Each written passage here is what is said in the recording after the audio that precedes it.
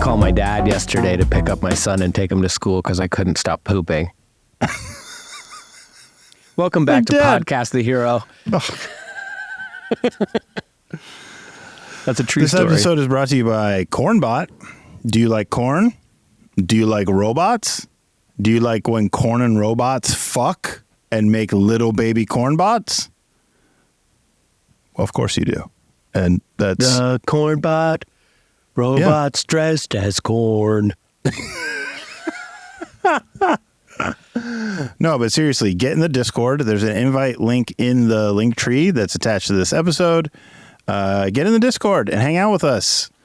Yeah, and while you're at the Discord or you're going to the link tree, you might as well fucking check out that brand new Patreon for Podcast the Hero. Holy heck, we got like 12 subscribers. One of them's a guy named... Well, actually, we can't say his name because he said if we shout him out, he'll peace. I was going to give the screen name that he gave, despite the fact that we know who it is. We can't waste a penny. I feel like it's super dicey to even like initials. Yeah, we're playing with fire right now. Yep. But I do want to thank our patrons on Patreon, AJ and Deconomus, our good pal Mushy, Zach, Dan, KH Pandas, Cornman is a patron. How about that guy? Jeffrey, Mason, TBJ, Teebles, Yuri, Fruit Punch Samurai, our good pal Ashwin, and High Tops. Oh, hell yeah. High Tops. So shout out to all the new patrons. I promise you, there is going to be stuff coming in the Patreon. Yeah. You didn't sign up for nothing. I swear to God. Yeah, we're paying for a merch design right now. Yeah. We're not skimping. No, and we also have no idea. I mean, I expect that it's going to be good because of who's doing it, but it could also be terrifying. Yeah, we gave him almost no direction. Zero. We told him the name of the podcast. That's it. So, I don't know. Yeah. But after that, he never responded to me. He's been on the podcast. I hope he knows the name of it. Yeah. If you go out to Sheet Happens right now, you can not only... We've talked about the calculated use of sound box that's out on Sheet Happens and how beautiful and wonderful and amazing it is. There's something new. Yeah. There is a limited edition, numbered, individually numbered. Hand numbered by Trucus Ballspank himself. Really? I don't know. I imagine it was probably someone else that works there, but Truc probably walked by while they were doing it. And said, hey, put numbers on those. Yeah, number those up. Yes, sir. Don't hit me again. And it's a very hostile work environment at Sheet Happens. Yeah. Volition, 10 years. 10 years. I love how you said there's something new. Because it's old. New art? Yeah. There's a bunch of new art. There's T-shirts. There's a hoodie. Yep. There's a poster. Yep. Yeah. There's you know me. I like all the Sheet Happens posters. Those are like my favorite. There's a lyric book. Yeah. Which is something in the album.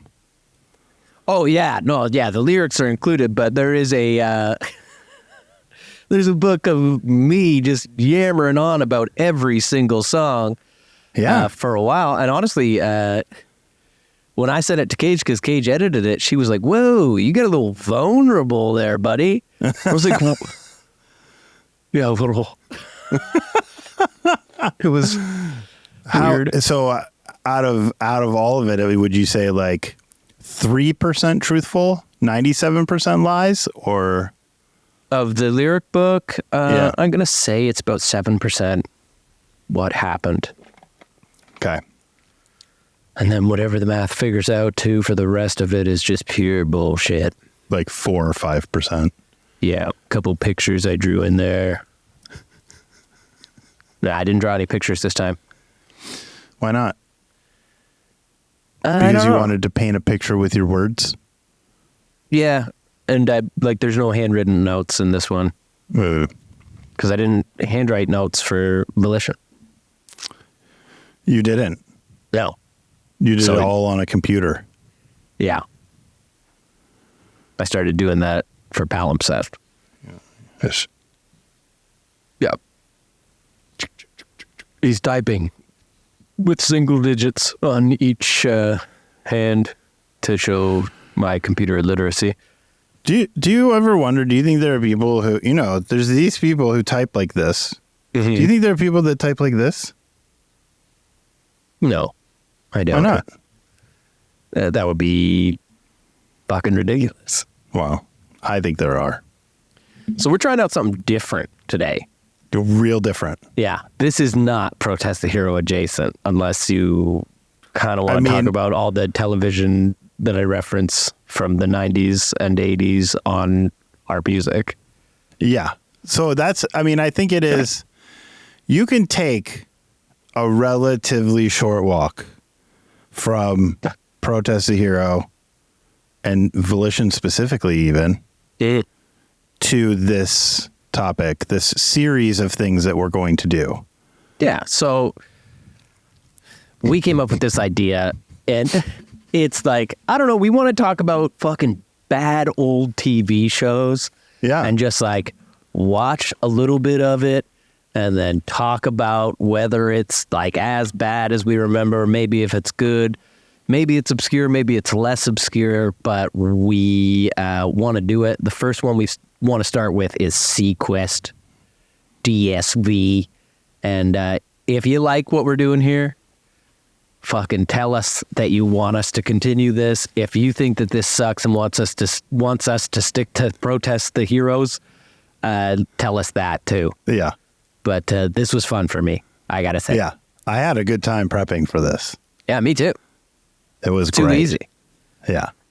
And So- I also have to say, if we're gonna jump into it, Yeah. I'm gonna watch SeaQuest. All of it. All of it, dude. 100%. Yeah. That's it. Yeah. I liked it. It was ridiculous in a lot of ways, Yeah. but also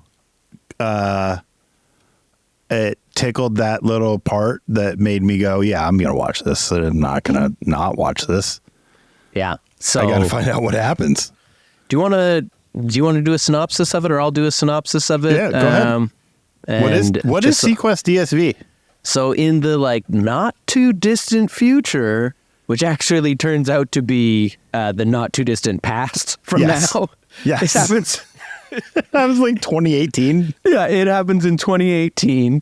It was created in 1993. It ran from 93 to 96. It is the best. But it happens in 2018. The world has gone amok. Everything's fucked up, Yeah. and people are living underwater. So they have this organization that's just patrolling the water and trying to fix the world, I guess. They're called the UEOO or the UEO. Yeah. I found within the or the pilot episode. UEO. Yeah, the UEO, The which UEO. is the United Earth Ocean Organization. Yep. And the actual SeaQuest DSV is a fucking submarine kind of thing, and they're just out there trying to fix natural disasters and also come across bad guys and shit. Yeah. It's Star Trek Yeah. underwater. Yeah. Yeah. It's it's okay. So the first episode starts with a JFK quote. Right? Is It's that what this that was? Yeah, it's a quote from JFK. It's a recording of JFK giving a speech.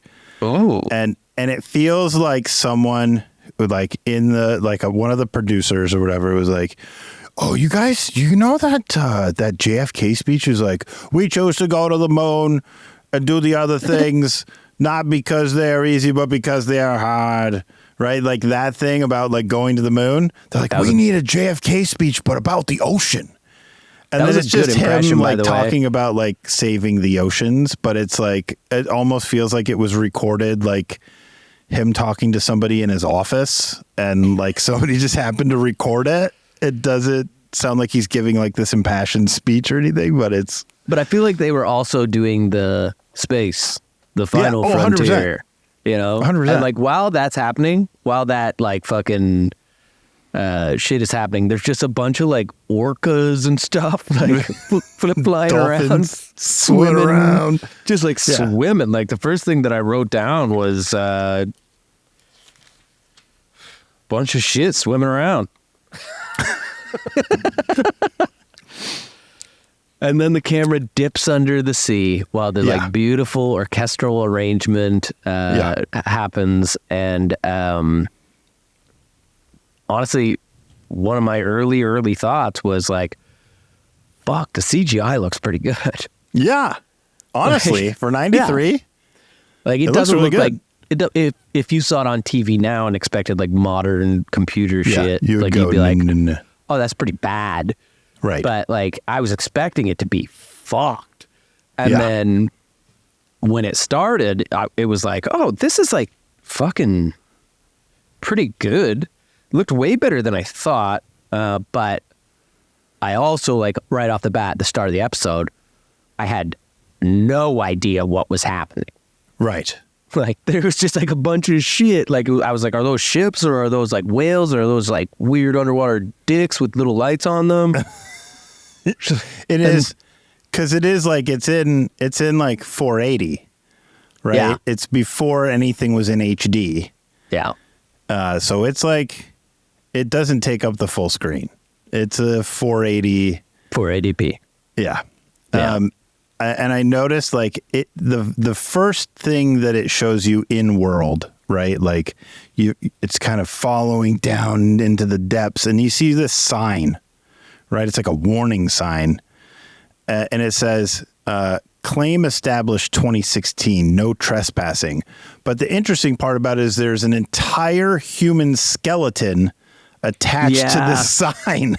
Yeah. Somebody got like impaled on it. Yeah.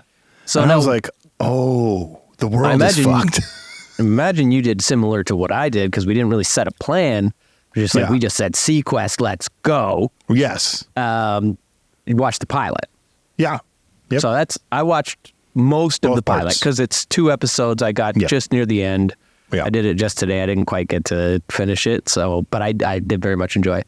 But that part was really funny because it's like, I think that it's implying pirates. Like there's going to be pirates on submarines. Yes. And And they're that's just like- exactly what it is at the beginning, basically.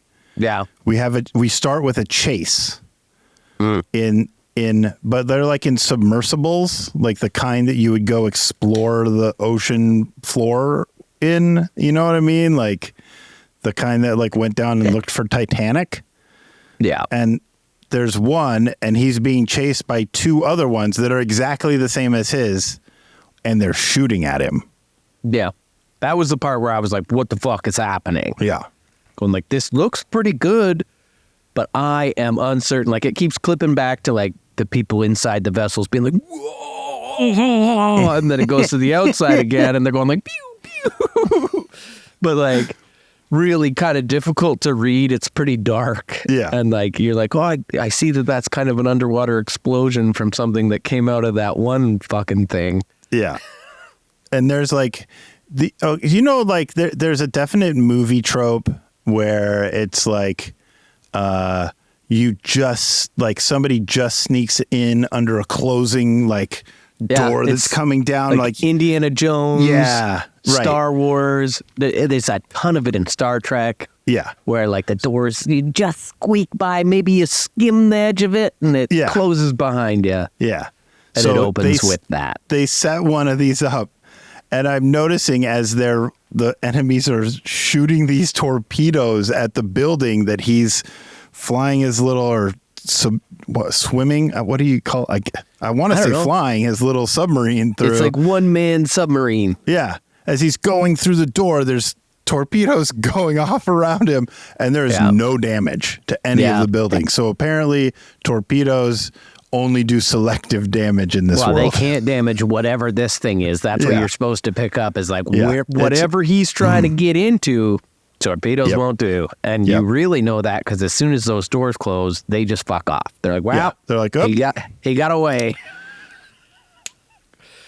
They're like, okay. Yeah. So I was like, I put lots of drama, armed submersibles, firing torpedoes. We get a close call back into the base. And there was like a crossing of a man-made line, right? You remember like in old movies when you'd be on a police chase and they'd make it to the county line and the cops would have to stop because they don't have jurisdiction. And they're like, I got away. They just stand over there. That's like how it felt like, I guess we got to go back now. He got away just by the skin of his teeth. Yep. So, so then it kind of gives you here's what's going on in the world, right? Underwater resources are now easy to get. And so big multinational corporations have claimed the bottom of the ocean, and they call them like economic organizations or whatever. They're basically the trade federations in Star Wars and shit like that. And different companies own different parts of the ocean floor and have all the mineral rights and all this stuff to get super rich and fuck the world up. It's wild that you picked up on all that stuff. Like at that point in the episode, I was still sitting there being like, what the fuck is going on? Like, I felt like dizzy. I was like sitting there just being like, wow. Like, you know, when you're on like a ride that's like it's basically just a chair with a video screen and like it picks you up and lifts you around and shakes you around a bunch. And like you're trying to concentrate on what's happening on the screen, but you're getting all fucked around. And then you're just going like, was that Spider-Man? What's he doing here? That's what I was like for the first like 10 minutes. Yeah. And like even when they got on board and they started like giving you fucking shit about what's happening, I was going, I'm having trouble shaking off that last shaky bit. So this whole thing sparks an international incident. And all of the confederations have called in their military hardware, so like attacks, like legit submarines. Yeah. And they're all there, and it's like a standoff. There's all these submarines pointing at each other. And then here comes SeaQuest DSV. Yeah. From the depths of the ocean and goes right in the middle of them all to like stand everybody down. Right? And everybody, all the people that are in danger are like, oh, thank God. It's SeaQuest. Come to save the day. Yeah. Only the captain of SeaQuest, Captain Stark. She is real bad. And you know she's bad because the lights are red. Mm-hmm. And she kind of dressed like a Nazi. Yeah. Did you get that at all? That. Like she was all in black and like on her like lapels or whatever. She had like, it looked like the Iron Eagle. Yeah. Yeah. And I was just like, yeah, they're trying real hard to make us know that she is evil. Yeah. Captain Stark. They're waiting. The crew is waiting for orders from above. Yeah. Right? To what to do. Yeah. In the meantime, they're supposed to just sit tight. And she's like, no, I'm going to end this once and for all right now. Arm the nuclear torpedoes. Yeah, she's going to nuke them. Yeah. She's going to fucking nuke them all. I love her, dude. Oh, she does not want to deal with this any longer. Yeah, and everyone in the crew's like, fuck, man, no way. Yeah. Yeah. And she's like, arm them. And like, you can tell they're like, mutiny, anybody? Yeah. Mutinies? You guys want to do a mutiny? And then she gets all the way to the point where she has her hand on what I assume is the launch handle for some reason in a submarine. That's the nuclear handle. Yeah. Everybody knows about the nuclear handle. Yeah. You pull that switch, everybody's getting nuked, dude. And her first officer puts his hand on her hand in a very like camera tight emotional moment where his hand comes in. Dr. Jonathan Ford, not doctor, and I lieutenant. think they're supposed to look like they're struggling over it. But they do not look like they're struggling. It's more of like a romantic thing. Yeah, it was really weird. Very weird. And this is like a Steven Spielberg executive production. Yeah. Like I'm looking at that and going, why didn't they just shoot that again? Yeah. Like that's like I wonder if it was like they were shooting the pilot and then Spielberg came on board after. Like the studio's like, yeah, we'll do it, but we have this guy that we know that we really want to come help you guys. His name's Steven Spielberg. I wonder if like Steven Spielberg was just like bored one day and he was like, I'm going to throw money at a couple different scripts that I'm reading for no reason. And the dumbest ones, I hope they get made. He's so, like, I've got enough money. Who cares? Yeah. Like I gotta think like some producers don't actually do anything. They just throw money at it and every now and again go like, why don't you get a sexy girl in it? Oh yeah. So he and then they do the required like under military code section 1234, I relieve you of command. Yeah, and Captain Stark just accepts that. Yeah, she's like, I got wrote down here, Captain Stark relieved of command. Didn't put up much of a fight. Not at all. She's like, oh, fuck you guys. And then leaves. Like, dude, it's just a switch. Just fucking throw it. Just reach forward and throw it, dude. He's backed off a bit. I don't know. If you really want to nuke these motherfuckers, just go. So then it jumps forward. Yeah. In time. Mm-hmm. And what does it jump forward? Like, it's like 15 years? I don't think it was even that long. Was it? I think it was like months. It was like 3 months or something. And the head of the UU. Yeah, Admiral Bill Noyce. Yeah. He's super nice, dude. Yeah, and he's played by fucking Richard Hurd. Yeah. Dick when Hurd. you see him, you'll know exactly who he is. He's been in a billion things. And he's corny as fuck. Yes. Like you see him and you just go, oh man, Dick Hurd, this guy's pure cheese. Yeah. He's in so many like budget fucking things. Yeah. I like him. Yeah, me too. But he's bad at his job. Yeah. And as Admiral. Not the right casting for this role at all. No. So there's a bunch of Humvees. They pull in through because they're gate. back on land, right? Yeah, like they're back on land. That's one weird thing is like I read the synopsis and then I watched it and I was like spending a lot of time on Earth, like on planet Earth on the ground for a planet that's like no longer inhabitable allegedly. Yeah. They pull through this gate and they just stop like immediately after the gate and everybody just gets out.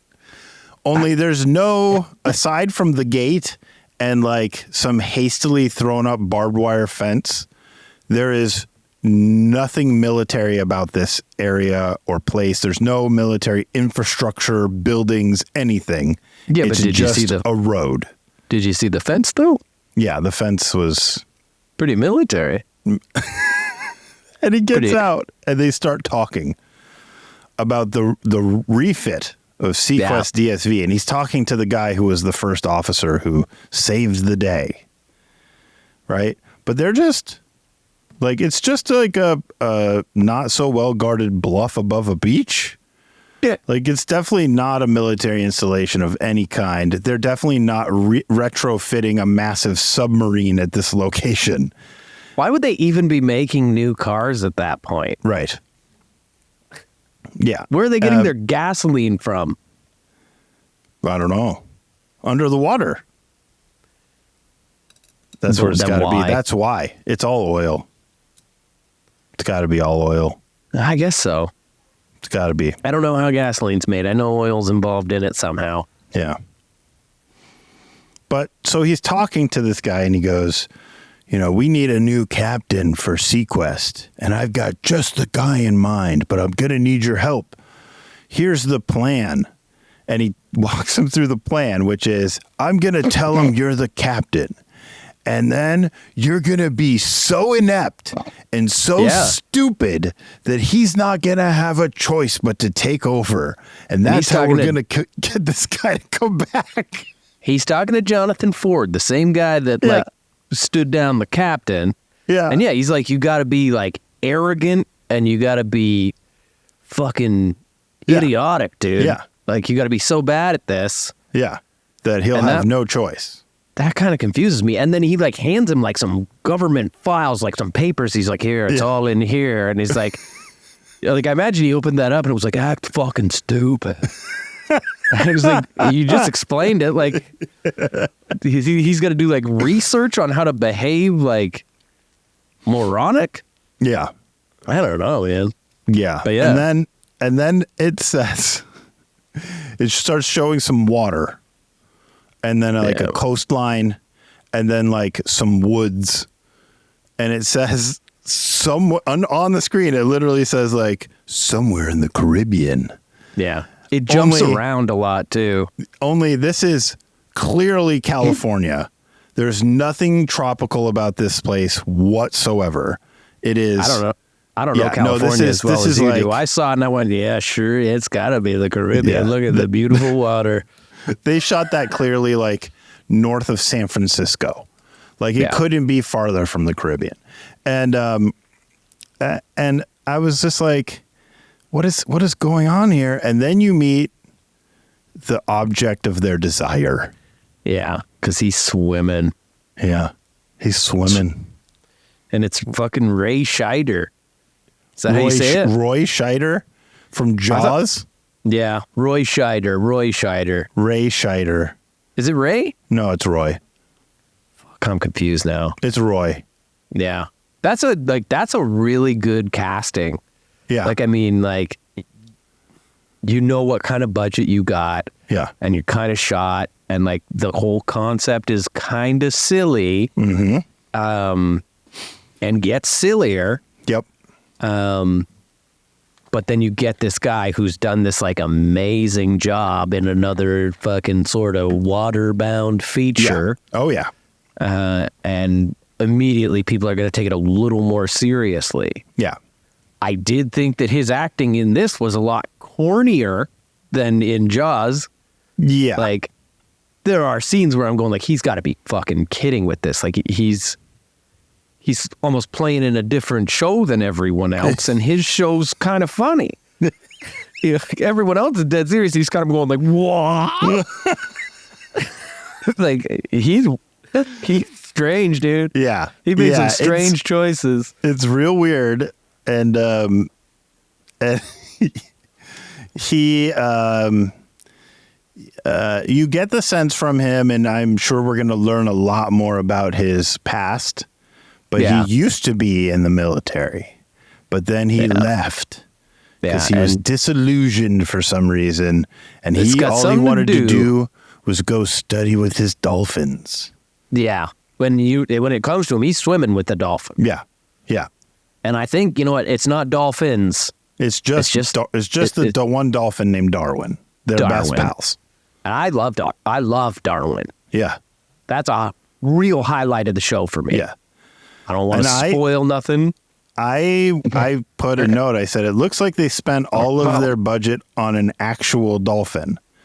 Yeah, but it turns out it's not. Yeah. It's a puppet. Yeah. They did real good. It's so good, dude. Yeah. Like, I've seen little bits of SeaQuest here and there, and I just always assumed there was a fucking dolphin in the show. It's like, wow, man, that must have been wild to have an actual dolphin on set. It's a puppet. Yeah. And it looks like, unless you're like, some of the scenes when you get like a good close-up on its eye, you're like, yeah, that's not a dolphin. Yeah. But like, for the most part, like, it's swimming around, it's doing a whole bunch of shit. It looks exactly like a dolphin. Yeah. It's fucking mind-blowing that that's not a dolphin. Jim Henson could have done fucking better. Yeah. Like, who did this? Who made this dolphin? Probably like the Lucasfilm dudes. Yeah, Industrial Lights and Sound or whatever. Yeah. That was my thought. Yeah. Like, that's the best puppet I've ever seen. Yeah. It is good. It stands up. You hold that up to any other puppet in the fucking world. That's the number one best puppet ever. Yep. It swims. But it looks like the thing. Like, no other puppet looks like the fucking thing. Right. No, this is real good. Most other puppets are either like monsters or like weird little rosy-cheeked children, and it doesn't look anything like them. You would know. You are the maker of puppets. I made a puppet. Not as good as that one, but pretty good for me. That was, honestly, learning that wasn't a dolphin was fucked. I was pretty shocked when I read that it wasn't a dolphin. I'm downright pissed at real dolphins for not being as good. I think it's better than dolphins. I think this puppet is actually so good it's better than an actual dolphin. Better than an actual dolphin? We should replace all real dolphins with these puppets? Yeah, because it's not going to drag you under and hurt you in any way. Yeah, dolphins are known for that. Grab your feet and just drag you to the bottom until you're dead. Yeah, gobble you up. Yep. They gobble you. So they tell Roy Scheider's character. What is his name? I don't even remember his name. Nathan Bridger. Yeah. They tell Nathan Bridger. Okay. We learn that Nathan Bridger was instrumental in the original design of the SeaQuest DSV before he bounced out of the military. And what does DSV stand for? Think deep sea vehicle. Close. Deep submergible vehicle. Okay. Why? I don't know, but I know the original name of the show was supposed to be called Deep Space. Oh. What? And they changed it because they found out that Star Trek Deep Space DS9 was coming out, and they're like, well, we can't have two shows called Deep Space. That'd be cool, though. There was two called Ghostbusters. So they tell Nathan Bridger, like, we want you to come check out the new and improved SeaQuest DSV just to go on a tour with us. Yeah. Right? And he's very apprehensive about anything that they have to do. He doesn't want anything to do with these military guys. Just leave me alone with my dolphin. He's immediately like, fuck no. Yeah. I don't even really remember how they trick him. Yeah. But I don't either. Him. It was almost like he was like, absolutely not. And then the next scene, he's on the DSV, like walking around going, oh, look, you put in new screens over here. And it was like, wait a minute. I thought you didn't want to do this. It's like, he's like, under no circumstances will I do that. Now let me just have a quick shave, pack a bag, and cut my hair, and I'll come along with you now. Like, he just shows up in the next scene. He's got a haircut. He shaved his beard off. And like, the last you saw him, which was seconds ago, he was being like, fuck no. And then the other guy's like... He was living in a Caribbean hut with his dolphin. Yeah. Like off the grid, except the dolphin's not in the hut. Except in his hut, he has more electronic equipment than fucking NASA. Yeah. And fucking Admiral Bill Noyce, William Noyce, there is a point where he's like, get over it. She's dead. She's been dead for years. Yeah. Then he turns around, he's all pissed, and you're like, whoa. Right. What's he talking about? Yeah. I imagine we're going to find out later. Yeah, we are. So, they get him on the ship, and they're giving him a tour. And then he's standing, and he puts his hand on a bulkhead, and he goes, my God, this ship is underway. Oh, yeah. Yeah. They kidnapped him. They kidnapped him. Yeah. They kidnap him. And like, he's like, what the fuck? And they're like, sorry, you know, naval law, how it is with these things. We can't exactly stop and Once turn we around. go, we can't stop. Yeah. And that is fucking Ford. Lieutenant Ford, who says that to him, who's supposed to be playing the part of Numbskull. Yeah. And he's like acting captain. He's been given the mission of acting stupid. Yeah. And he's so apparently according in whenever this is taking place, it is 2018 or whatever is happening. Yeah. It's this is the Pringles military order, which is once you pop, you can't stop. So you got to go, and they're underway, and it's they're the Taco Bell Navy. We can get you a little submersible ship and take you back if you really want. If you really want. The wild why part don't you is just finish the tour with us? He calls the admiral. Yeah. Right? And he's like, what the fuck? You kidnapped me. Yeah. He's like, we didn't kidnap you. I told my acting captain that he could put you in a thing and shoot you back anytime you want it. Yeah. And he's like, no, you fucking kidnapped him. Yeah. 100% they kidnapped him. And the weird part is, like, he was just with the admiral. Yeah. Like, the admiral was there. He's like, here's the ship. Let's party. And then all of a sudden, they're like, we're moving. And he's like, Admiral. And he's got to call him because the admiral's back on dry land. It's like, that guy fucking dropped him off and went, peace. Yeah. And he must have been, like, rushing because he must have been like, this ship's taking off. I got to get out of here, dude. There's no teleporters on this show so far that I'm aware of. No. They don't have that technology. Might be. I think it's coming. So I noticed that obviously this is on a set. Mm-hmm. And they're like, how do we convince people that this thing is underwater? I got an idea. We'll use some lighting to make it look like you're in an aquarium and that you're surrounded by water. I really liked that, actually. Like, I was watching that a couple of times. Like, there was like, it was like almost like the cutout of windows or something like that, and the way the light was like refracting off it. I was like, that's shitty. Yeah. But it's like a neat little thing that probably took someone like a long fucking time to figure out how to do. And I for something that you're not going to pay like a fuck ton of attention to, it's like cool little detail. I liked it. The one thing you're skipping over. Oh, shit. That I think is A, pivotal, B, hilarious, is when we meet young Lucas Wowzerchuck or whatever. Yeah, I have him here next. Okay. After the Southern Mr. Scott. Right. The Southern Mr. Scott. They got a Mr. Scott, but he's just from the South. And he's also, like, he looks like Scotty from Star Trek, but he is head of security. Yeah. Right? So he's like, I don't know, he's Worf. Yeah. Or Tasha Yar. Yeah. But yeah, he is Scotty. He's supposed to be Scotty. Yeah. And they're, like, when they were hanging out and talking to each other, like, they did the, like... You son of a bitch. Yeah, the captain's not the captain yet. He's just like a visitor on the set. And he's like, who let this absolute scallywag up here? Yeah. And he turns around, he's like, you son of a bitch. They'll hire anyone these days. Yeah. And then they, like, laugh. Yeah, then they do the, yo! Haven't they seen give each other a big years. hug.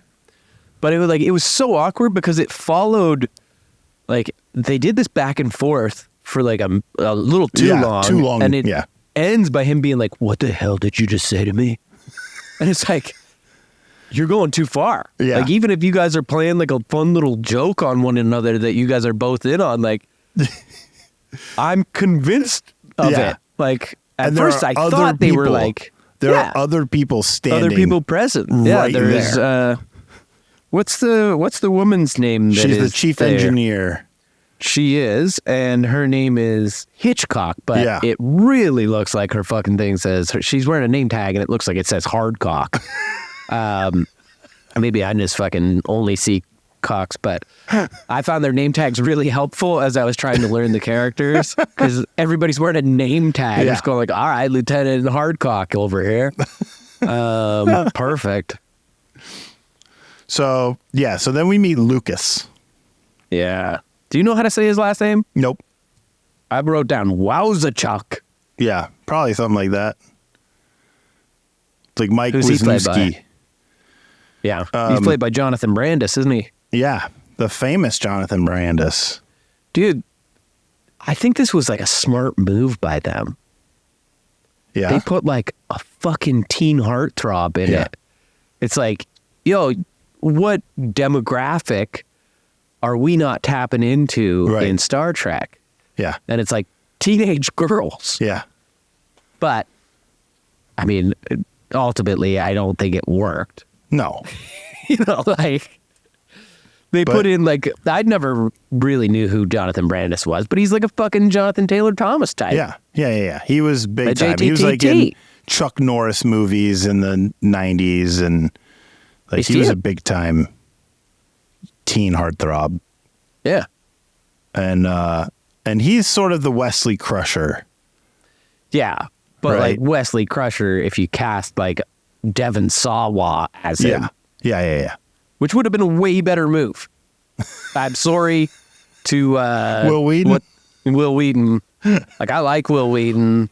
He has made his role as Wesley Crusher his entire life, despite the fact that he did it for like 6 episodes. No, he's in a lot of it, but he's better in Stand By Me. Yeah. He should have based his life on that character. Just been like, I got a leech on my penis. That's his whole personality. Yeah. Hey, Mom, how was your day at school? I got a leech on my penis again. Now, like, as an adult, he's doing like sitcoms. Yeah. You know what I mean? Where he's like the bedraggled father who's browbeaten by his entire family of daughters. He comes in from work and the wife's like, hey, honey, how was your day? He goes, I got a leech on my penis again. Yeah, you know how it goes. I got a gall-darn leech on my penis on the set of... Same leech, different day. Same cock, same leech. Lucas is a genius. Yeah, he's a young computer whiz. Yeah, computer technical genius. Did you notice his shirt? I did. Yeah, it's a fucking lie. Of course, it's a lie. He's wearing they were just trying to take a stab at the future. Yeah, he's wearing a Marlins. Yeah. A Marlins baseball jersey, and it says World Series Champs 2010. Yeah. So the show is filmed in 93, takes place in 2018 or whatever, and he's wearing a 2010 Marlins World Series Champs jersey. The Marlins just came into existence the year that this show was filmed. Oh, really? Yeah, 93 was their first year. Two things about that. Yeah. About this jersey. Mm-hmm. A, I'd fucking kill for that jersey. Yeah. Like, so, first of all, you'd be wearing it around and people would be like, they didn't win that year. Yeah. Or people would come up and be like, SeaQuest? Like, yeah. Yeah. Two, imagine if they did win in 2010. Right. Oh my God. Like, that's what they're doing. Like, they're just being like, fucking imagine if we get this right. What happened? They won in 97 and 07. Do you know who won in 2010? The Giants. Shit. I looked it up. I was going to look it up. Yeah. But I didn't. And I won't. Now, we also learned something huge we do. Here. Something about Darwin. Yeah. Do we? So is everybody? We're good on the idea of a moon pool, right? I think so. A moon pool underwater is like the place on an underwater ship or whatever that is open to the water, but because of the way buoyancy and whatever, it doesn't flood. But you have access to the water, and so they're standing around this moon pool. Yeah. And here comes a dolphin up. And he's like, whoa, you got a dolphin on the ship? That's really great. And then he's like checking out the dolphin because we know he loves dolphins. And then he goes right in the eye. Wait a minute. This is my dolphin. Yeah. Like, what the fuck? And then it speaks. Yeah. Then the dolphin talks. And that was some of my favorite stuff because it was like, you know, like after like they go through this fucking hilarious bullshit of like him being like, whoa, what? Yeah. Oh, yeah. The dolphin is speaking. Yeah. Right? And he's like looking around for where the voice is coming from, and they keep showing the dolphin. They explain, like Lucas, the little science geek, explains, and he's like, oh, it's like interpreting his thoughts and translating them into English words or whatever. It's like, okay, I can suspend my disbelief, but why are the words, like, why is his mouth moving with the words? You know, like, it's an interpretation. It's not making him fucking speak. Like, what the fuck? And also, this kid fucking burns on Bridger at this point. He's like, I know you were working on this in the past and you gave up on it and just went with hand signals. Yeah, and they do show the hand signals at the start. He's like clapping and going, yeah. Which is funny because, dolphins probably do understand that. And the kid is just like, you dummy. I figured out what you were trying to figure out and you had to use stupid hand signals. And then he hands him like a communicator. Yeah, and he's like, why don't you have a couple words? Talk with your friend. Why don't you verify his identity? Yeah. Like, what?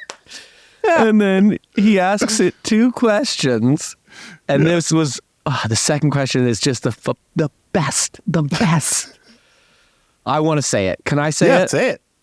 So the first question, he's like, when did we first meet? And it's like, Darwin was in danger. Yeah. It's got like a kind of like, Darwin was in danger kind of voice that gets really stupid. Yeah. Right? And he's like, yeah, that's right. I found him caught in a fisherman's net. Whatever. Yeah. The second question, for some reason, he's like, what color are my favorite swimming trunks? And the dolphin, I wrote this down so I could get it verbatim. The dolphin goes, no suit, skin. And it's like, and then he turns to them and just like goes, that's right.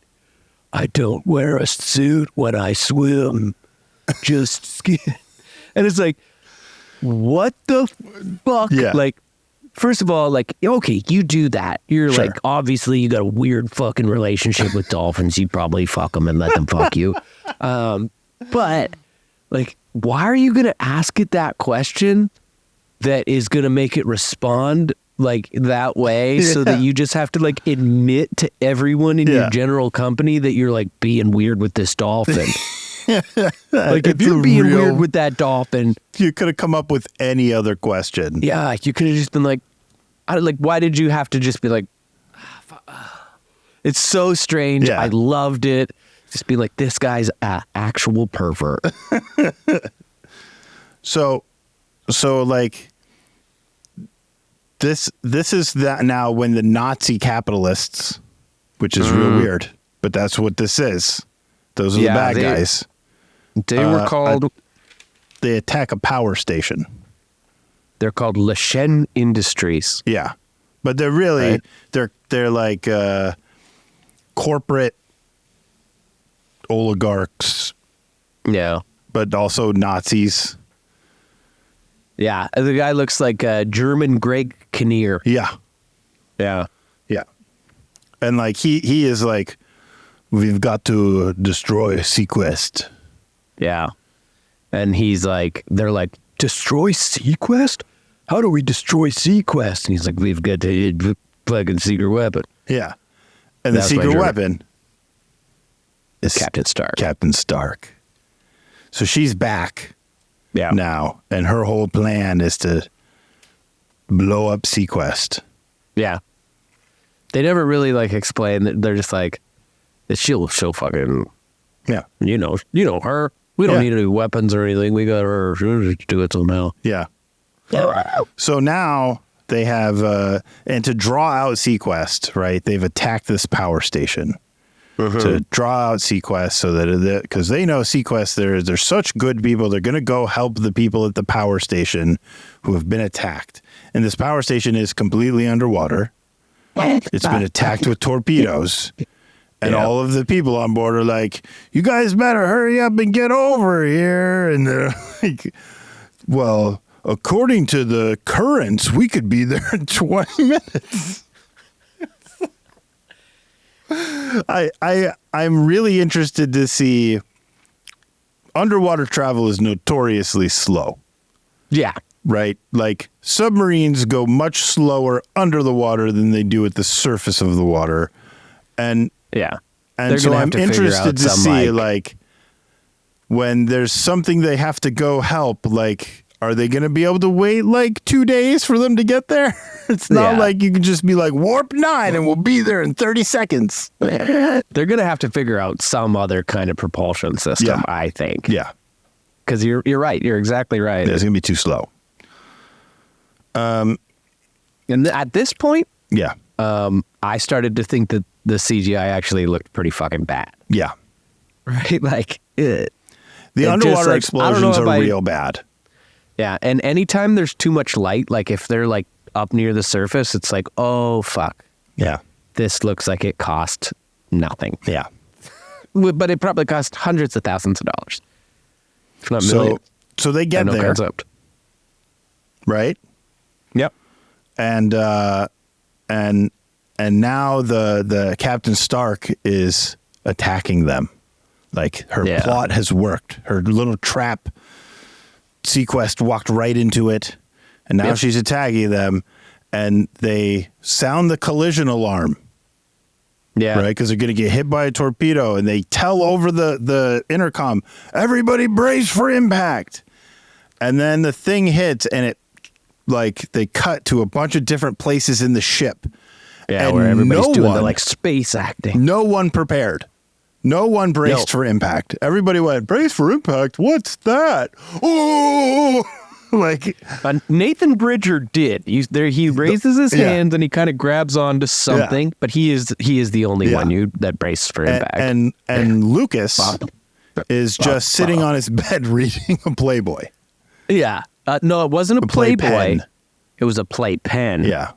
Which I think is Playpen real, or was it it's like the nudie mag made for movies where like I'm fairly certain Playpen existed. Okay. So he's just sitting there as teens are wont to do in the middle of a crisis, fully clothed. Yeah. Just reading the articles in like a Playpen. It's this like the Smithsonian magazine. Yeah. Going, curious little bumhole on her. He's like, no, I really do. I read it for the articles. Yeah. So now they're like in trouble, right? Yeah. And they're trying to fight back, but all of a sudden their systems are down. Yeah. None of their stuff works. Oh, navigation's down and weapons are down and propulsion is down. Yeah, everything's down. We're what's going on? Those are the three things that are always fucking mentioned, and as soon as you mention them, they're Star Trek. Navigation, weapons, propulsion. I'm like, okay. Yep. You are Star Trek. So now they're like, the only way we can save ourselves is we can go deeper than they can because we're DSV. So they go into a trench real deep where nobody can get them so they can sort out what's going on. And it turns out their computer has a virus. Now you're already into the second episode. Am I? Yeah. Oh. I mean, it is the pilot, but it's in two parts, and you've gone into the second part. Well, shit. And that's okay, but there is some stuff that I need to say about the first part. Okay, go back. So before they get attacked, right, they're just getting ready to fucking do whatever. We're introduced to the Kelsey Grammer hologram. Oh, that's right.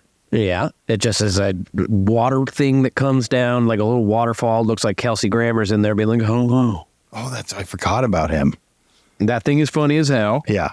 And I do want to say that they introduce us to the supply and morale officer, Benjamin Krieg. Oh, yeah. That actor looks super familiar to me. I cannot place him. But he's looking through all the videos. He's like, these are all family-friendly videos. Yeah. He seems to want pornography. Yes. And he's like, we're going to be in a submarine trapped underwater for who knows how long.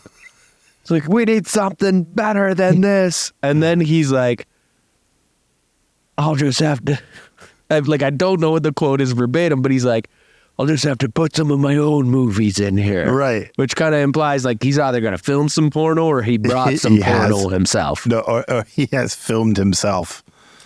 Yeah. And now that's all I had to say about the first one, but I do want to say that the second one starts right on a fella whose real name is Ted Raimi. Okay. Sam Raimi's brother. Yeah.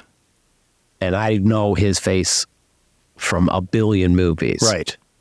He is, I want to say it's a punchable face, but it's not like that. Like, he's just see him and you're like, this fucking guy again.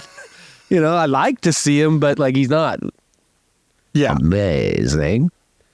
And I also would like to say that at the start of that episode, Nathan Bridgers immediately assumes command. Yes. You know? Yeah. And it's like, he tells them to go deep diving in that fucking thing, and Ford freezes. Yeah. Right? He doesn't know what to do. He's like sweating and wiping the sweat away. And I honestly, I was looking at this going like, I don't know if he's acting incompetent. Right. Like, because he got that packet from the Admiral that was like, you got to be stupid. Yeah. And you got to be arrogant. It's like, I'm not sure if he's like still acting dumb. Right? But then he takes the captain aside, who's already assumed command. Yeah. And he's talking to him, and he's like, listen, man, like, blah, blah, blah, and kind of explains that he was sort of having to act dumb so that it would intrigue them, and that he's known that other submarine was there for, like, fucking 2 weeks. Yeah. Right? And so that, to me, reveals that, like, he was playing dumb. Yeah. He was acting fucking shitty, and that's, like, so reckless. Right. Like, you're getting attacked. All the lives of the people on that ship. Yeah. And you're just like playing a little game to get this guy to be captain. Why don't you just be like, you're the captain? Or like, do what you have to do. Yeah. And then they go back after he knows this information that this guy's been acting stupid. And like, I kind of think that he was still pretending to be arrogant and incompetent. Like, still. Like, was this shit shot out of order? Yeah. Like, what the fuck is happening? And I like when he first goes to his quarters, like his captain's uniform is right there on the bed laid out for him. Yeah. That the Admiral had like set it up beforehand. And he was like, oh, these guys, I'm never going to do this. And he balls it up, whatever. He rolls it up and then throws it somewhere. Super quick, he's in his captain's uniform. Like, I look good, strutting around. And then he's walking down, he goes, you've never seen a man in uniform before? Yeah. To someone. Like, it's so funny. Now, I didn't finish this episode. Okay. So I don't know that we should really get too far to it. Okay. But I would like to say that the dolphin has a bunch of like canals all through the fucking ship. Tubes. And I love just like seeing like Lucas is in his room just like fucking around. And the dolphin just like swims by. It's got that little fish for him. Yeah. He's like, no. He picks up the weird little telephone. He's like, no, buddy, thanks. I'm all full. No fish for me. I did see that scene. I did see where they come in. They're like, so tell us about the virus, Lucas. Well, the thing about the virus that it's almost like the people who are writing in 93.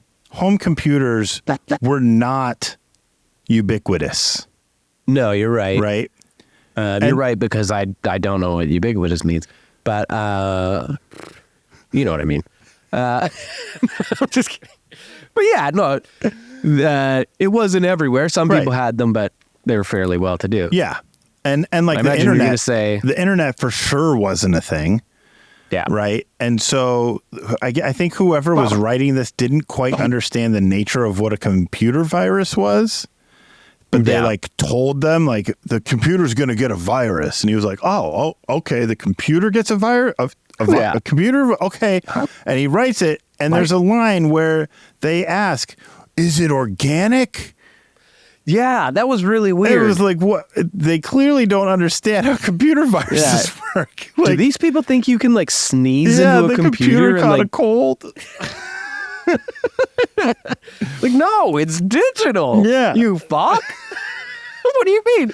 And they're like, no, there's too much consistency here for this. It has to be man-made. Yeah, and like everybody took that serious. Yeah. So and then he's like typing in, and he's like, uh-oh, it's got dogs, because it starts like barking at him. And they're like, what are dogs? And I'm like, what are dogs? And he's like, oh, it's got like guard dogs. So now it's like watching me. If I try and do anything, it'll just explode everything. Yeah. And you're like, what the fuck? So like the big thing. Okay, so I won't talk about anything after this in the episode. I did get past here. So, and this is this is some of my favorite stuff. So it's when you go. Well, okay, I was just going to say, it's shocking to me that you have somebody like a visionary like Spielberg involved in this.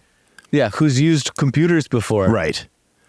Who is looking at this in 1993 and going, I can do like the distant future, right? I can imagine that, right? And make it believable, right?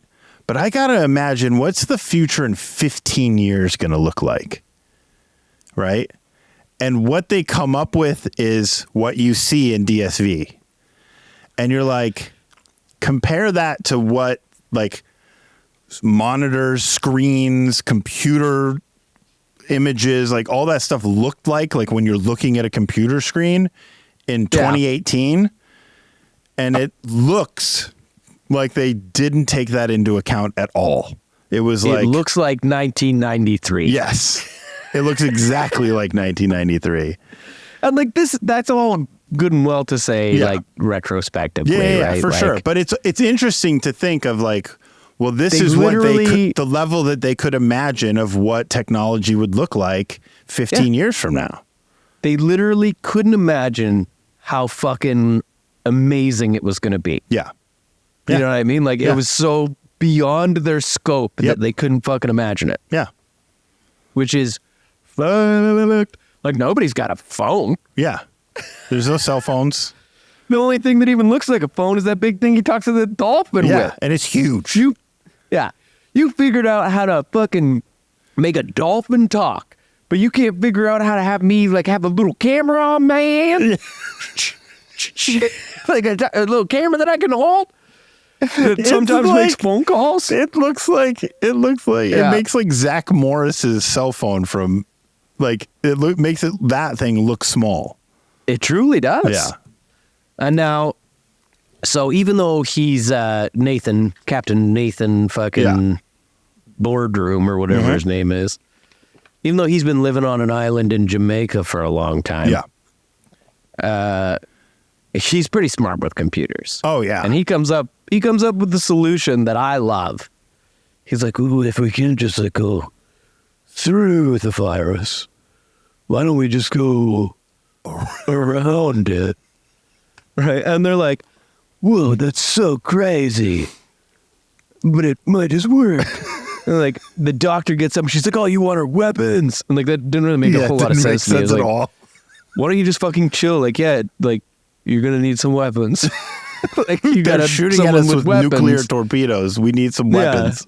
You need your weapons online. But then it goes to the greatest montage of them all like time, circumnavigating the virus. And they're doing it by like fucking like with saws and They got like saws and they're like sawing open panels, and then like this one wire. This girl's got a wire, but there's a whole bunch of goo in it. They just she's like just putting two wires together inside some goo. And there's like this beautiful like orchestral music happening behind it. And it's just like a whole montage. And it's so much longer. It takes for fucking ever. Oh, that was long. Yeah. It had to be like 10 minutes of just that. It was so long. That's where I had to stop it. But I stopped it because at the end I was like, I hope that they just go, we did it. And like, that's the end of the virus. And I can't like handle in my heart if like after that hilarious like 10-minute montage, if they don't just go, we did it.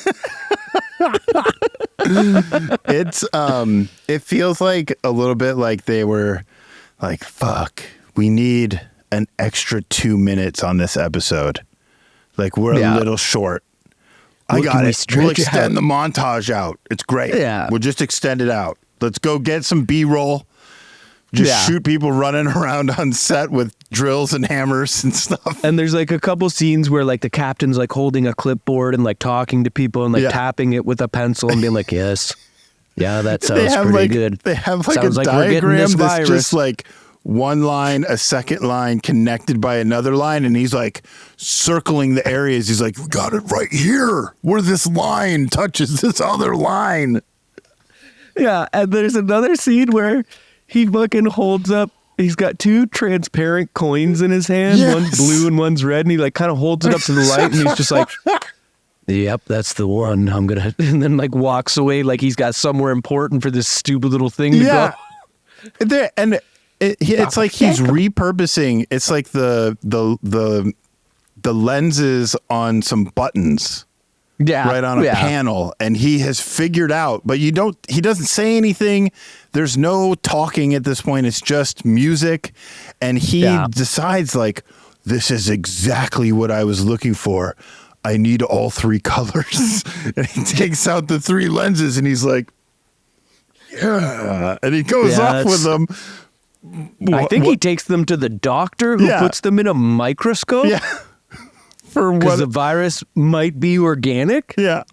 Like he literally walks up to her right after that and she's like at a microscope and he's like talking to her and it's like, what are you going to do with that microscope? Oh my God, this is fucking amazing. Okay, so I'm gonna save these notes for next time for the end of the episode because it's perfect. I think maybe we can do the conclusion. Like we'll do a little bonus episode that will have the conclusion because I'm going to watch it right after this. And perfect. That'll be Patreon exclusive. I think that's a great idea. Okay, I have a game. I have a virus. So, the very famous voice actor Frank Welker. Hey, the mustache got caught in my pop can. Did it get stuck and it tried to pull it out? Yeah. Fucking pop can. Are you okay? Oh, yeah. Is it bleeding? Do you need a Band-Aid? Just scared me, really. Frank Welker is a very famous voice actor. He did the voice of Darwin the dolphin on this show. Hell yeah. I can do the voice of Darwin the dolphin. Yeah. So he voices which of the following characters on the Jetsons? Walker's a really familiar name to me. Is it George Jetson? Is it Orbity? Or is it Orbity, Mr. Spacely? Which was the little green Martian guy? Was that Orbity? I don't know. It's Orbity. Orbity. Final answer. Orbity is correct. I can't even see what it is, but I know that I'm talking about this. Frank Welker has played many dogs in his career. He's done the voice this all of Frank Welker stuff? A ton of dogs. This is all Frank Welker trivia. Hell yeah, dude. I'm so into that. Which of these, what did I write? Frank Welker has played many dogs in his career except this one. Okay. This was not one that he did. Did he do Scooby-Doo? Astro? Dollar from Richie Rich? And Seymour from Futurama. So which one of those four did he not do? He did Seymour for sure. That's where I know his name from Futurama. Mm-hmm. I gotta say he didn't do... Scooby-Doo might be his most famous role. So Scooby-Doo, Dollar, Astro, Seymour, and Astro. We know he worked on that show. So it's between Scooby-Doo and Dollar. I'm going to go with Dollar. He did not do the voice of Astro. Fuck. That was a good little trick he played on me. Yeah, he did. He wasn't the original Scooby-Doo, but he took over for the original Scooby-Doo and did both. Yeah.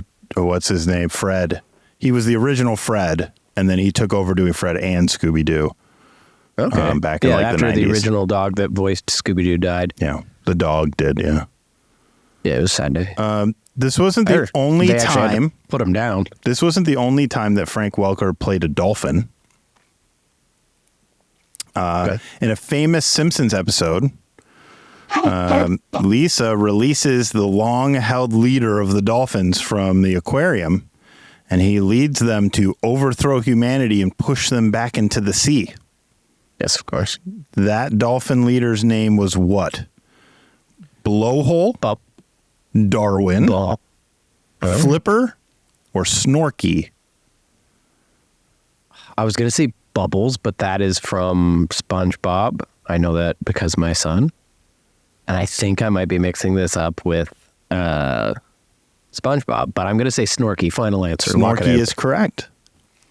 And next time I'm going to try and say 3 different ways of saying that's the last answer I have. Lock it in. Final answer. That's the one. He also worked on the show The Snorks. So he played Snorky, and he also worked on The Snorks. What is the Snorks? The Snorks was the underwater version of the Smurfs. Let me look it up to see if I recognize them.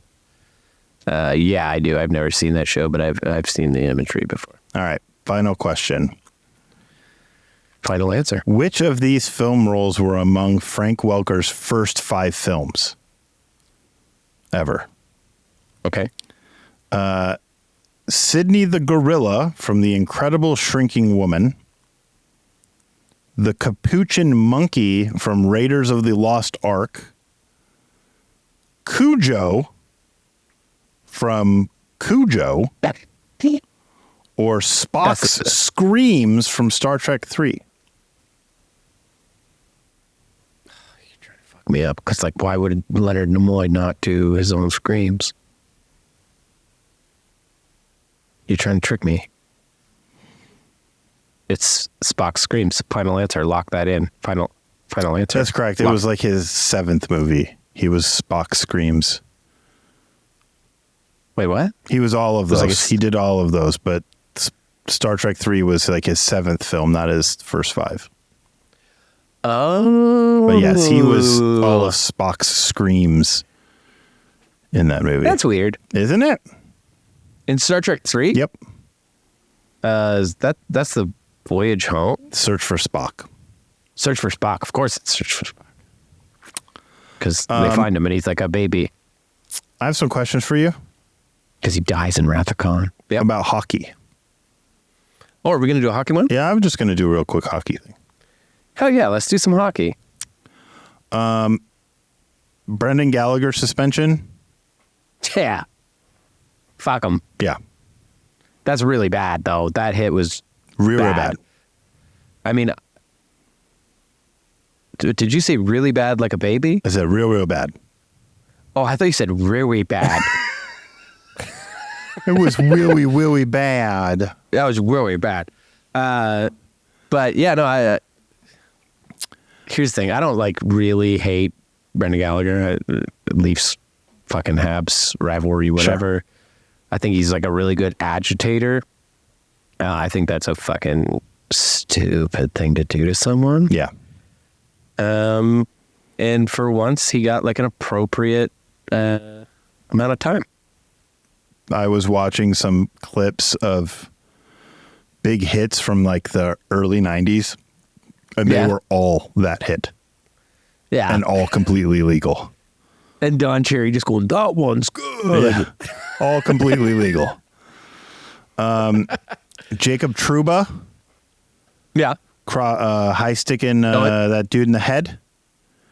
Caught a no penalty during the game. Like he just schwacked him in the head with his stick, like on purpose. I thought it was an elbow. No, it was a stick. Oh. And he got a $5,000 fine. but no suspension. Trouba must be friends with Peros. Trouba's a Michigan dude, so I'm generally a fan. I think Trouba's dangerous. But he did own up to it. He said, it wasn't on purpose. It looked kind of on purpose to me. And then he said, but no, I mean, the penalty was the fine was correct. I accept the fine for that. I need to be better control of my stick, and I accept. Yeah, that's the kind of thing about stick penalties and stuff like that is you are responsible for where your stick goes. So it's even technically if it's just down the ice and someone drifts on it, you are responsible for it being there. Yeah. But I don't know. I don't know if it's right or wrong. I don't really fucking care that much. I don't like Trouba. I think he plays with callous disregard for human life. I think a lot of his hits are very borderline. Yeah. I think he gets away with a lot. He'll be clearly just leaving the ice by that much, and principal point of contact is shoulder. That I feel every big hit he throws is just he jumps and he fucking nails the guy in the head. Yeah. But it looks sort of it could be something else. I mean, I just have a hard time understanding how, I see guys leave their feet all the time and they don't get called for it. And the easy solution to that is just don't leave your feet. If you leave your feet, it's a penalty. Yeah. But they don't call it that way. No. And that's one of the biggest fucking issues in the NHL is it's inconsistent officiating. Have you noticed an increase, and maybe it's just me paying attention to it, because Larkin has had a bunch of them lately, of goals from out wide on the end line? You know what I mean? Guys Yeah. They've just been I saw Giroux had one, Larkin had one, Peterka had one. Draisaitl had one against the Leafs the other day. There's a bunch of people who are have dialed in that shot, making it not just throwing the puck at the net, but a legit shot. And I think it's because goaltenders are hugging the post so hard, but are all so low now that they're leaving that's true. A big chunk of empty net above their shoulders. Yeah, I saw Willie put one in that not too long ago. Because back in the old days, your shoulder, a goalie's shoulder would be in that corner. When you're hugging the post, it would be up in that. That's a really good point. And now guys, they're down so low. But in the same, dudes have been, since, the butterfly came in, I suppose. But, I feel more guys are, way more confident in taking that shot as, a legitimate scoring chance than just, throwing it at the net and maybe sometimes you get lucky banking it off the goalie kind of a situation where guys are, are working on that because it's a consistently open place in the net. Yeah, that's really good observation. And also, hats off to your dude, Austin Matthews, fastest Leaf to 600 points. Hell yeah. Pretty sick. Pretty sick of him. Did you see that goal that got called back? No. What did he do? Well, it was Todd. Todd, it was Bertuzzi's goal. Oh, God. Yeah, so you love Bertuzzi, but it was the night after he'd had his child, and Nylander was pushed into Winnipeg's goaltender, Hellebuck, and then he just stood up and fucking got out of the crease, and then the puck went in, and they called it no goal on the ice. The broadcast reviewed it, and they were like, "Oh yeah, no, he's pushed in. He's not anything around." And then he comes out, so there was a coach's challenge, and they went and they discussed it for what seemed like an eternity, and they came back and they were like, "No goal. The call on the ice stands. No goal.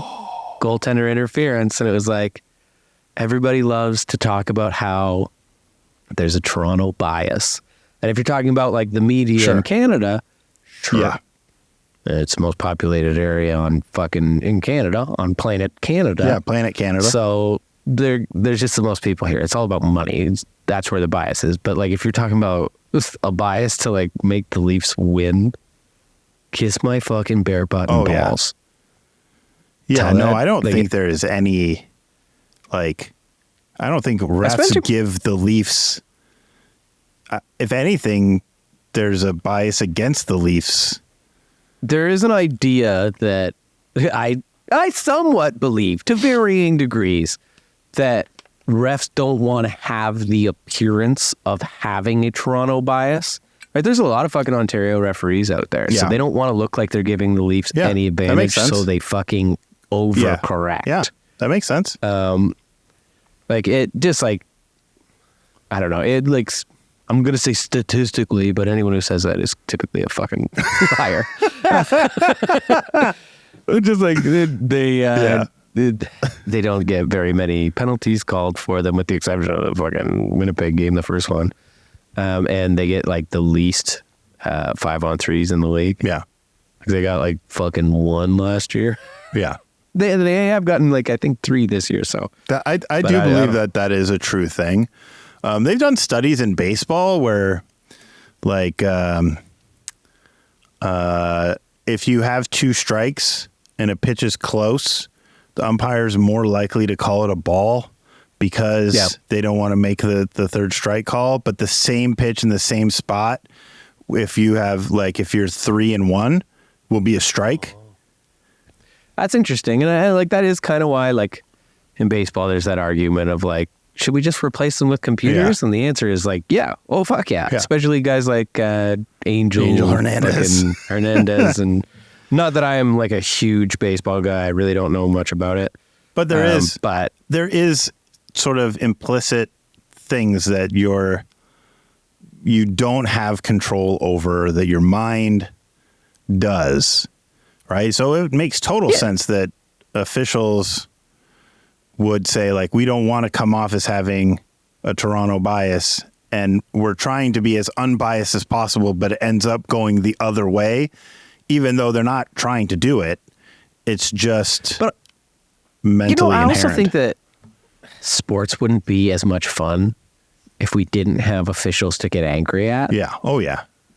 You know, like, as much as I hate it, and as much as, like, sometimes I'm like, what the actual fuck? Yeah. Like, why do people like Wes McCulley? He's bad. He's a little funny, is he? But, like, as much as, like, I fucking hate on officiants and whatever, and, like, it's so much fun to just, like, say this bullshit. Yeah. You know, which is, like, most of it is bullshit. Yeah. Most of it, you're like, they're conspiring against us, and it's all fucking horseshit. But every now and again, you, like, catch a little, like, kernel or something. You go, like, I think it's true. Yeah. Well, like, what else would you have to talk about? You know what I mean? And, like, being completely irrational is the most fun with sports, because it's widely without consequence. Yeah, it's why fans are called fans, right? It's why we're fanatical about our teams. Like, it's. Did you have more hockey stuff? No, that was it. Oh, cool. I loved it. Yeah.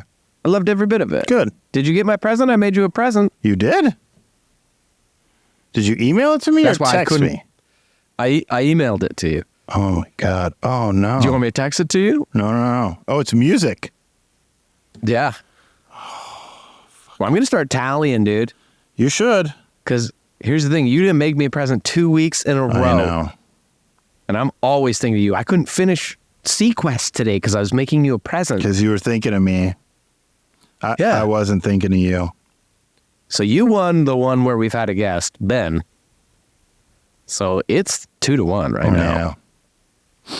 And I think you're going to like this one. It's maybe my best work ever. Hey, Fitzy, do you know it rhymes with SeaQuest? I bet you never fucking guessed that it's Ryan's Seacrest. Now fucking give it to me. We're diving deep in the sea now. So fucking give it to me. We're diving deep in the sea now. know what I'm doing. The Ryan Seacrest bit comes in and then is never heard from again. Yeah, no. I love it. I got to start with SeaQuest. writing you some tunes. I'd love to hear your music. People have requested your music. I don't have I've any seen music. in the comments on YouTube, people have said, I'd love to hear Fritzy's music. Oh, it's terrible. Well, but why don't you just make some? Okay. Because if that was any indication, standards are low. Well, I liked that. The vocals on that were... How'd you get up there? I fucking went like You this! got way up there, buddy. Well, you got to get up there for your friends. Yeah. When your friends are down, you got to get there. Get it You gotta up, get for there your them. friends, Cheese. Yeah. Get up your little dink for your friends. Yeah. So I think that's it, man. Yeah, I do too. Podcast The Fucking Hero. Go check out the fucking Patreon. Podcast Patreon.com/podcast the hero. Yeah. Patreon.com. Big shout out to Corn Man. Podcast the Hero. I don't mean to keep talking over you, Fritzy. It's okay. You're just so feeble. I know. Just kidding. No, I am. See, like when we're on these cameras, we're the same size, motherfucker. And I feel huge. Yeah. Go to the Patreon. And I think you get the honor since I clearly did not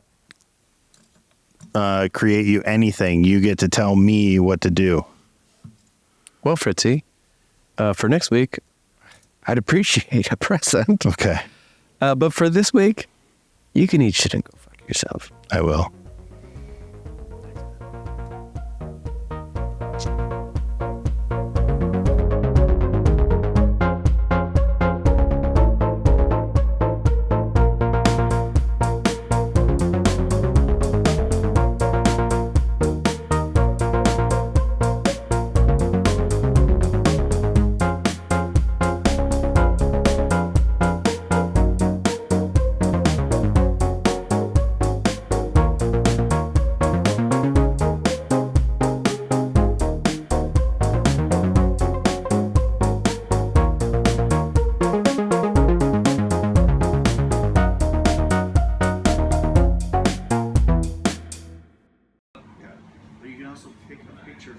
Is he she?